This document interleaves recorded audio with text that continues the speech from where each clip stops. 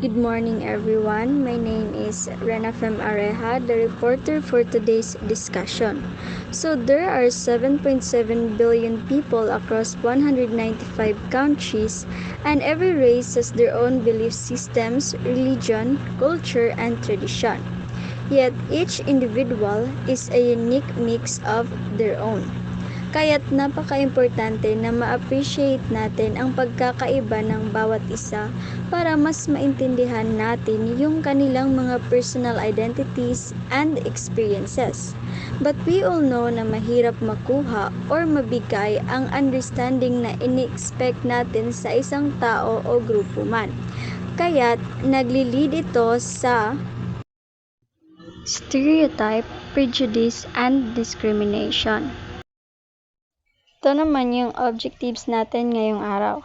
First is to define stereotypes, prejudices, and discrimination.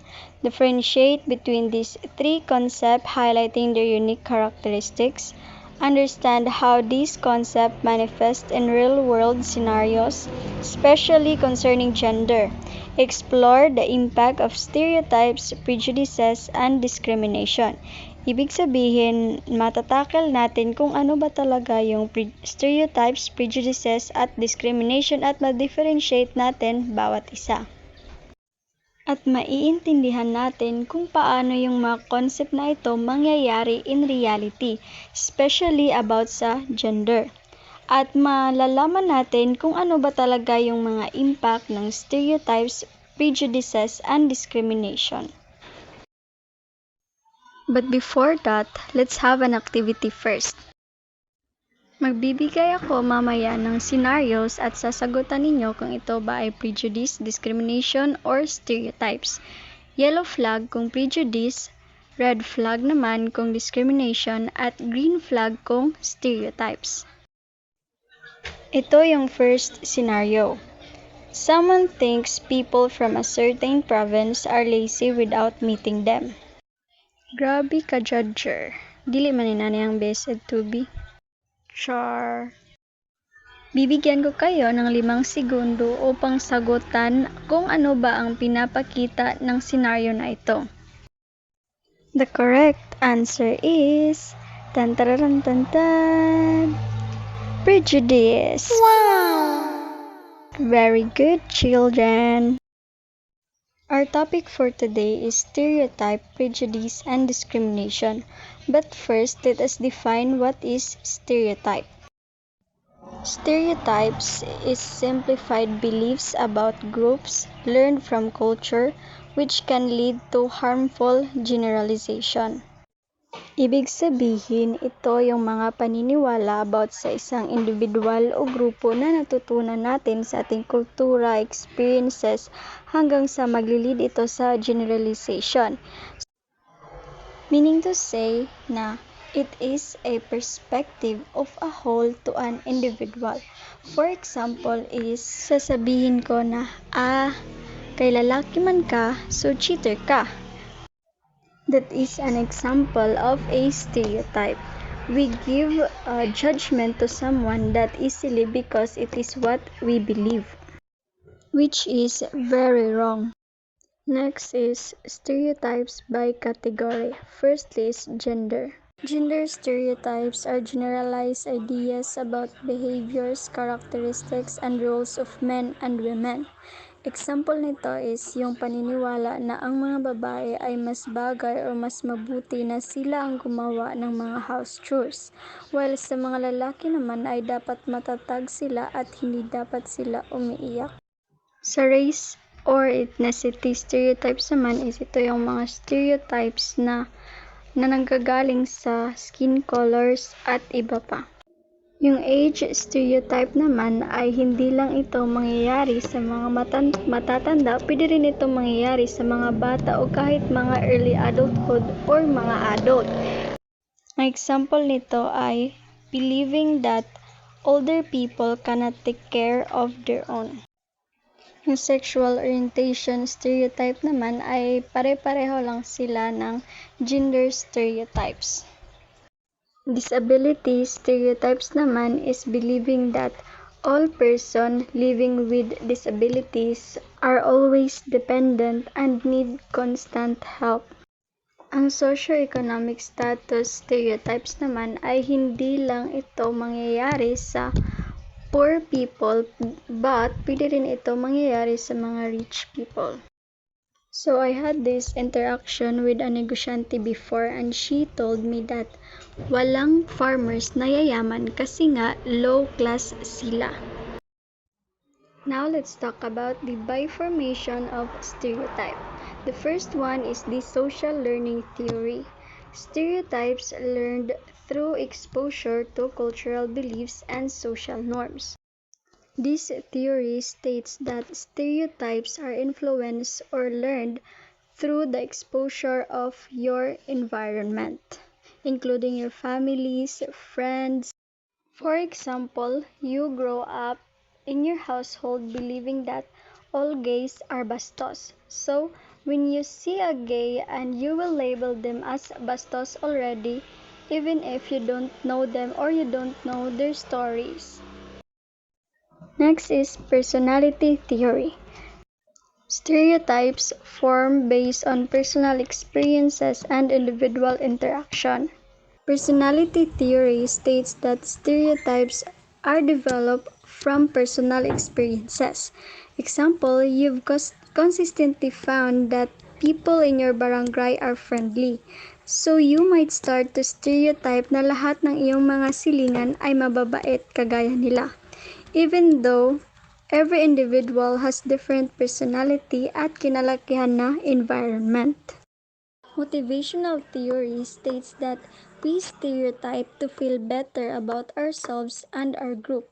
Para lang din itong nabasa ko na quote sa Facebook at sinabi doon na, "If you hate me, you don't have to make an army." It's like you feel motivated kapag kachika mo ang iyong mga circle of friends habang sinisiraan ang ibang grupo by giving negative comments about them. So, it is an example of a motivational theory. Lastly is the social identity theory, and it states that stereotypes arise from believing our group is diverse while others are the same.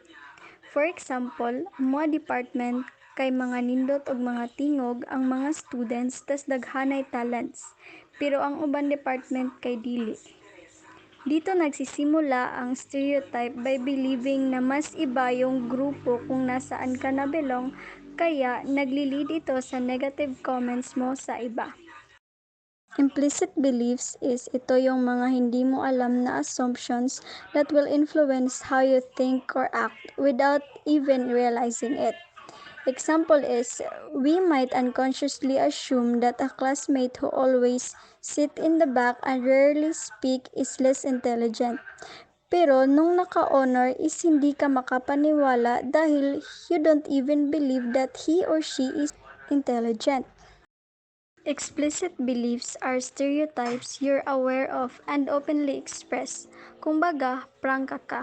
Example, a person might openly state that all members of BSED 2B are lazy, knowing na alam mo na stereotypes ito and you are willing to share this stereotype. Now let's talk about the prejudice. Prejudice is a negative feelings or judgment about someone based on their group membership. Prejudice, ito yung mga hindi mo kanais-nais na feelings towards that person or a group.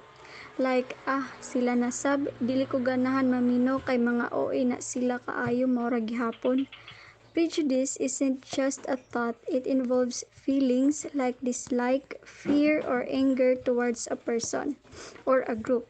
It's a preconceived bias often rooted in stereotypes that can lead to discriminatory behavior. Now let's discuss the types of prejudice. Racism prejudice is like having an unfair treatment, negative attitudes, and belief just because you are in a particular racial group and it is based on your race or ethnicity. Let us all watch this video to understand more deeply what is a racism prejudice. Now, where the hell do you go every day? To the bathroom, sir. The bathroom. For 40 minutes a day? There's no bathroom for me here. What do you mean there's no bathroom for you here? There is no bathroom. There are no colored bathrooms in this building, or any building outside the West Campus, which is half a mile away. Did you know that? I have to walk to Timbuktu just to relieve myself. And I can't use one of the handy bikes. Picture that, Mr. Harrison. My uniform, skirt below my knees, my heels, and a simple string of pearls. Well, I don't own pearls. Lord knows you don't pay colors enough to afford pearls. And I work like a dog, day and night, living off of coffee from a pot none of you want to touch.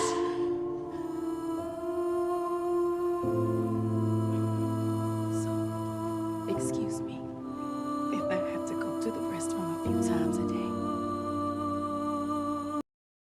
Sexism prejudice against individuals based on their gender, often targeting women. This type of prejudice is like you are negatively judged and treated unfairly just because you are man, women, lesbian, or a part of LGBTQ+. Ageism prejudice is a type of discrimination based on age, often targeting older or young individuals. This type of prejudice is like you don't get the same treatment just like the other just because you are young or old. This type of classism prejudice is based on socio-economic status or by class. So we all know that there are three types of class: the upper class, middle class, and the lower class. But the lower class is often considered poor, or the low class, they are the one who is being looked down. Ito yung mga class na hindi nakukuha yung the same respect na binibigay ng ibang tao sa other class. Religious prejudice is a type of prejudice in which it is a negative attitudes towards individuals based on their religious belief. Ibig sabihin, iibahin mo na ang treatment mo sa ibang tao dahil hindi kayo same ng religion. For example is, hindi mo bibigyan ang isang tao ng isang pagkain dahil SDA ka at Catholic siya, which is napakamaling gawain. Next is homophobia. This prejudice is ito yung mga prejudice at discrimination na ma-experience ng mga LGBTQ+ members. Let's watch this video to understand more deeply. Magpanggap ako para hindi ako insultuhin? Tingin nyo ginusto ko to? Tingin nyo pinili kong maging bakla? Kung alam nyo lang, kung ilang beses ako nagdasal simula pa nung bata ako para lang maging straight, para lang hindi na ako laitin, para lang hindi nyo na ako ikahiya. Pero wala na, ma. Ito na ako. The next one is xenophobia. Xenophobia is fear of dislike of foreigners or many people from other culture. This type of prejudice is a judgment if you are in a different part of country or in different culture. It's like you make fun of other people's national identity. Now let's talk about discrimination. Discrimination acting on prejudice by denying rights and opportunities. It can be overt or covert. So discrimination sa prejudice pa lang ay wala ka ng rights dahil bakla ka or babae ka or tomboy ka.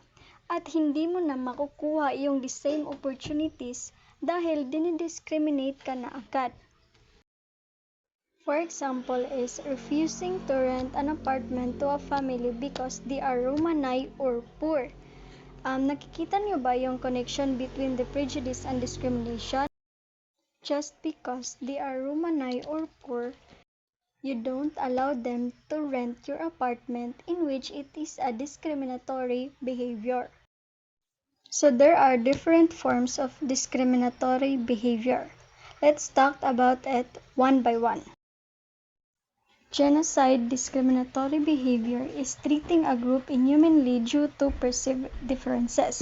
Just because they are different, you treat them like hindi sila isang tao. Example, the Rwandan genocide where Hutu extremists murdered hundreds of thousands of Tutsi people. Yung makikita natin yung mga kalabira na yan yung mga namatay. Let's watch this video to understand more deeply. April 7 to July 19, 1994 during the Rwandan Civil War. Let's watch this video to understand more deeply. A political assassination triggered one of the biggest mass killings in history, the Rwandan genocide. On April 7, 1994, a government-backed campaign of mass killings started in Rwanda. The aim was the ethnic cleansing of an empowered minority group.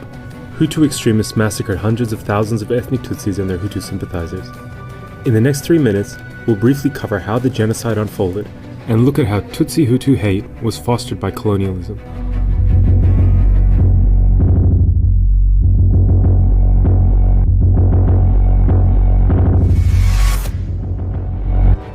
Within a span of 100 days, at least 800,000 people were killed in the most rapid genocide ever recorded.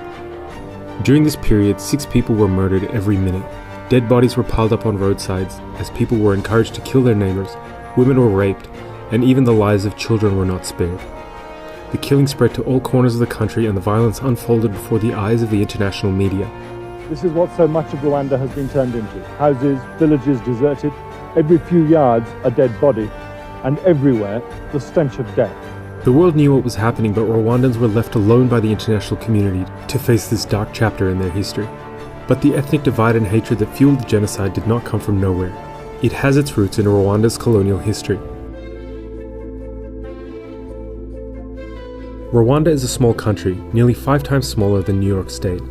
It was colonized by Germany and Belgium and then gained independence in 1962. In 1994, its population was estimated at 7 million. 85% was from the Hutu ethnic group, 14% Tutsi, and 1% Twa. Hutus and Tutsis are 2 distinct ethnic groups, but they have a lot in common. They speak the same language, live in the same areas, and adhere to similar traditions. But disagreements between the majority Hutus and minority Tutsis had grown substantially since the colonial period. When Belgian colonists arrived in 1916, they radicalized the differences between the 2 groups. They established an official register classifying Rwandans according to their ethnicity. This type of discrimination is sinisegregate nila yung mga tao base sa kung anong race sila. Yung black people at white people, for example. At kinukonsider rin nila na mas mataas yung, for example, is yung white people kaysa sa black people. For example, during South Africa's apartheid era, were denied the right to vote, own land in certain areas, and hold high-ranking jobs. Next is gender discrimination, an equal treatment based on their gender. Sinabi ko na ito kanina na kapag iba yung gender mo, iba yung treatment sa iyo dahil bakla ka, tomboy ka, or iba pa. And lastly is the LGBTQ+ discrimination, treating LGBTQ+ as inferior or tinitreat nila yung mga LGBTQ+ as pinakamababa or mas mababa sa kanila. For example, kagaya nitong illustration na ito, palagi itong binubuli at wala silang rights para makapag-express sa kanilang mga sarili. So, I am Rena Fem Areha saying that when a flower doesn't bloom, you fix the environment, not the flower. Thank you for listening. I hope you understand my lesson.